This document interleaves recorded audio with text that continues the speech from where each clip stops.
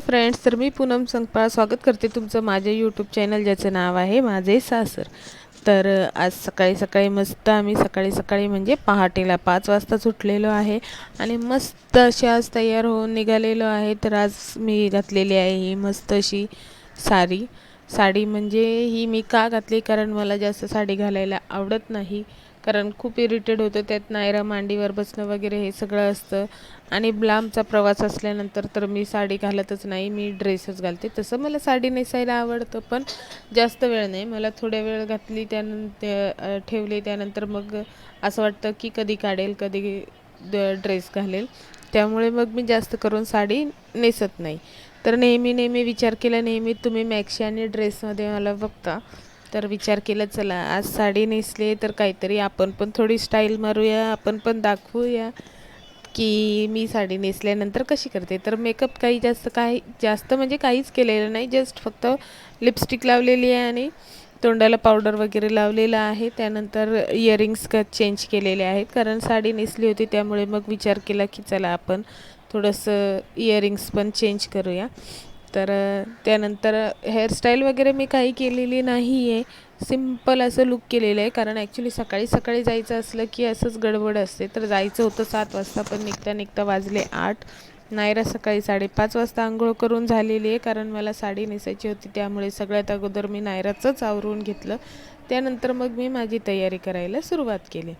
तर मग थोडंसं पुढे गेलो, त्यानंतर सकाळी काही चहा नाश्ता वगैरे केलेला नव्हता, त्यामुळे मग इथे एक छोटंसं हे बघा हे हॉटेल दिसलं.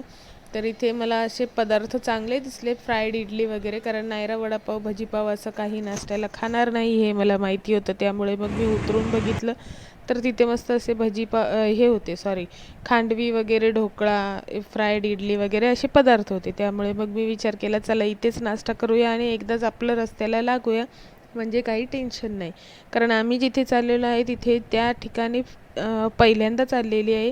आजपर्यंत मी कधी ह्या कोकणामध्ये गेलेली नाही आहे, कारण आमचं गाव आहे सातारा, त्यामुळे कोकणाकडे जाण्याचा तर संबंधच येत नाही. तर आम्हाला जाता जाता तिथे मध्ये लागलेलं इमॅजिका. तर हे इमॅजिका आहे बघा, लांबून आम्ही इमॅजिकाला बघितलं. तर मी विचार केला चला आतमध्ये नाही जाऊन बघितलं म्हणून काय झालं, बाहेरून बघून तर मजा घेऊया, म्हणून मग मी त्याचं पण थोडंसं शूट घेतलं. कारण मला माहिती नव्हतं की इथे इमॅजिका पण आहे, पण ते मला नाव ऐकलेलं आहे, पण माहिती नव्हतं इथे आहे म्हणून. तर हे इमॅजिका रस्त्यात लागलं. त्यानंतर मग आम्ही नाश्ता वगैरे केलेला होता आणि मग आम्ही निघालो. हे बघा इमॅजिका. तर हे नायराला दाखवायचं होतं, पण नायरा झोपलेली होती, त्यामुळे मग मी व्हिडिओ घेतला, म्हटलं नायराला देखील बघायला मिळेल. म्हणजे मग नायरा आता हट्ट करेल की मला पण जायचं, पण आता थंडीमध्ये शक्यच नाही. तर आज तर सॉरी तुम्हाला काय सांगत होते, तर आमचं गाव आहे सातारा, त्यानंतर माझं माहेर आहे औरंगाबाद, परंतु आज जायचं आहे कोकणात. तर कोकणात कशाला हे तुम्हाला पुढे कळेलच, तर बघत राहा आणि पूर्ण व्हिडिओ बघा. जर आवडला तर नक्की चॅनलला सबस्क्राईब करा, लाईक करा, शेअर करा. तर हे बघा लालपरी आमच्या पुढे चाललेली आहे. त्यानंतर मग असं झोप येत होती खूप अशी खाल्ल्यानंतर, कारण सकाळी सकाळी उठलो पण झोपलो पण होतो उशिरा रात्री. अगोदरच्या दिवशी विचार केला, जेव्हा नेहमी माझ्याबरोबर असंच होतं की उद्या सकाळी लवकर उठून कुठे प्रवासाला जायचं असेल ना, तर आदल्या दिवशी मी नेहमी प्लॅन करते की आज लवकर जेवायचं आणि लवकर झोपायचं. पण होतं काय की त्याच दिवशी नेमकी झोपण्यासाठी इतका उशीर होतो ना, की झोपावं की नाही हा पण प्रश्न पडतो. तर झोपेपर्यंत वाजले होते 1:30. त्यानंतर सकाळी उठायला लागलं 5 वाजता. तर हे बघा थोडंसं पुढे आल्यानंतर जवळ पोचत आलो असं मला वाटलं, म्हणून मग मी मंगळसूत्र वगैरे घातलं मोठं आणि बांगड्या वगैरे. मी घरातनं काहीही घातलेलं नव्हतं, बांगड्या वगैरे नाही ना मंगळसूत्र, मी फक्त पर्समध्ये घेऊन गेलेली. डोळ्यावर एवढं ऊन येत होतं की मला हे सनग्लासेस घालावेच लागले, नाहीतर मला डोळे उघडणं पॉसिबलच होत नव्हतं. त्यानंतर बघा पुढे गेल्यानंतर मला हे कोकणातलं म्हणजे हे माणगाव आहे, ह्या माणगावमधली ट्रॅफिक बघून मला विचार पडला की मी मुंबईत आहे की कुठे आहे. जिससे मुंबईपेक्षा जास्त हाल इथे होते. तर इथे रस्त्याला आम्ही ट्रॅफिकला अर्धा तास उभे राहिलो. त्यानंतर आम्ही पुढे जाऊन गाडीला यू टर्न मारून आणला आणि आम्ही पुन्हा रिटर्न निघालो. तर हे ट्रॅफिक निघेपर्यंत मला वाटतं 2 तास तरी गेले असते. किती लांबपर्यंतचं हे ट्रॅफिक होतं. त्यानंतर मग आम्ही पुढे येऊन आम्हाला जो दुसरा रस्ता दाखवत होता गुगल मॅपमध्ये, त्या रस्त्याला आम्ही लागलेलो आहोत. तर रस्त्याने जाता जाता ही ट्रेन दिसली. तर म्हणून म्हटलं चला या ट्रेनचा पण शूट घ्यावा. तर पुढे झालं काय, तर हा रस्ता जो होता हा रोहा, म्हणजे मला काय माहिती नाही, माझा हा पहिलाच अनुभव आहे, पण मी जस्ट एक ऐकलं त्यावरून सांगते. तर हा रस्ता होता रोहाचा जुना रस्ता. तर सॉरी हा रस्ता होता जो रोह्याचा जुना रस्ता.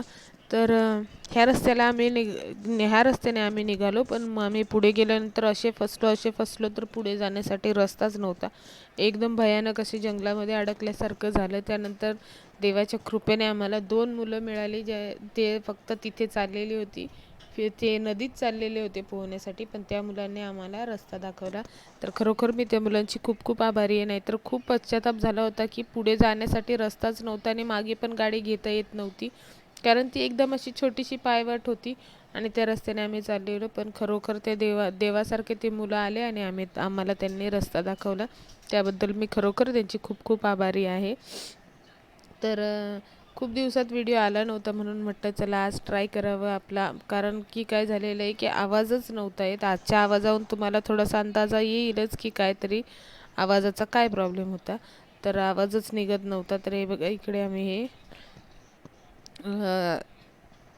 सॉरी, तर आवाज निघत नव्हता म्हणून हे केलं नव्हतं. तर आम्ही गेलेलो होतो लग्नाला जाण्यासाठी. आम्ही सकाळी सकाळी एवढी तयारी करून निघालेलो होतो. तर फायनली आम्ही एवढा सगळा घाट घातला, एवढा रस्ता चूक हे ते करून मॅपने आम्हाला दाखवलेला होता रस्ता 3.5 तासाचा, म्हणून मी जाण्यासाठी तयार झाले होते. मी विचार केला चला 3.5 म्हटलं तरी 4 तासात आपण पोचू आणि रिटर्न येऊ. तर सगळ्यात अगोदर ह्या लग्न झालेल्या जोडप्याला कॉंग्रॅच्युलेशन, त्यांचं पुढचं भविष्य हे खूप चांगलं जावं. त्यांच्या जोडीला खरोखर खूप छान असं आशीर्वाद, त्यांना खूप चांगली प्रगती हो त्यांची आणि हॅप्पी मॅरिड लाईफ त्या दोघांनाही. तर हे ताईंच्या फ्रेंडचं लग्न होतं, त्यासाठी आम्ही पूर्ण फॅमिली गेलेलो, कारण ती थोडी जवळची मैत्रीण आहे, त्यामुळे मग त्यांनी बोलवलेलं होतं तर तिथे गेलो.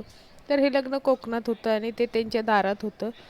सॉरी फ्रेंड्स, हल्ली होतंय काय ना, म्हणजे थोडंसं जरी बोललं ना, थोडंसं व्हिडिओ रेकॉर्ड व्हॉइस ओव्हर देते, त्यानंतर आहे ना थोडंसं बोललं की त्यानंतर घसा एवढा कोरडा होऊन जातो की असा जोराजोराचा खोकला यायला लागतो की असं वाटतं पुढे बोलणं होईल की नाही होईल, आणि पूर्णपणे आवाज चेंज होऊन जातो.